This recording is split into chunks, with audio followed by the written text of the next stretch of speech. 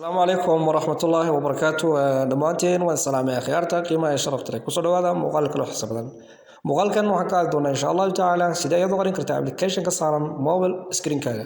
ama mobile kaaga shaashadiisa application ka saaran sida qorin kartaa yani application ka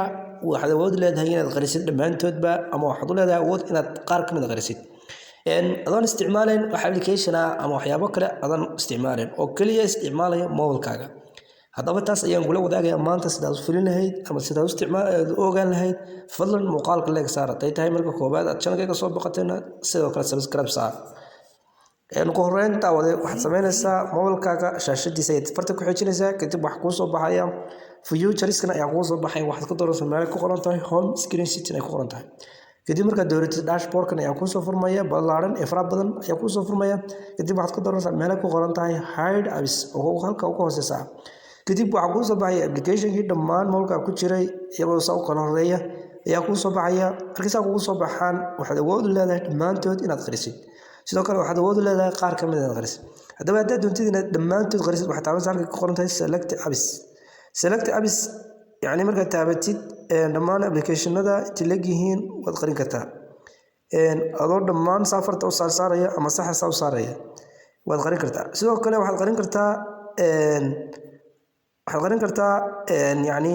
qaar kamid ah waad qarin kartaa dhamaantood sida markaad saartid ama sida qayb kamid ah saartid marka hore ku horeeyna anaga mar qarinayna atirkan kala qarinayna dabeetana dhan ayaan dhahaynaa dhan marka dhaano alskaasi shaashada mobilkeena waa ka qarsoon yahay yani shaashada mobilkeena ma oolaayo sidoo kale hadaan doonayno application-kiina soo saarno aanu qarinay halkii kale ku noqonaynaa kadib waxaan tagnaa hide apps marka tagno kadib waxaan saarnaa calaamadda ama selectiga ayaan ka qaadanaa kadib dhan ayaan dhahayno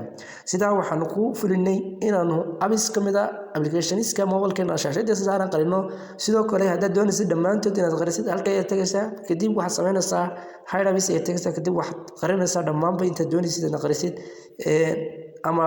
dhammaanba waxa kugu jira mobile-ka dhan markaad tirahdid dhammaanba intaas soo aan calaamad garanay waxay ka qarsoon tahay shaashada mobilkeena ujeedaa shaashada apps-kii saarnay inuu yaraaday kadib halkay aad ku noqonaysaa sida aad ugu soo qaadid selectiga ama calaamadda ugu soo qaadid halkay aad tagaysaa dhammaan waxaad ka qaadaysaa selectiga kadibna waxay ku noqonayaan halkoodii adoo sidoo kale dhan dhahaya markaad dhammaysid siday ugu noqdaan halkoodii halka waxaan ku dhameynay inaan sameeyno apps-kii qaar kamid ah inaan qarino sidoo kale inaan dhamaantood qarino labadaba ayaan ku dhameystirnay fadlan haddaad muuqaalka ka heshay hoos igula wadaag fikirka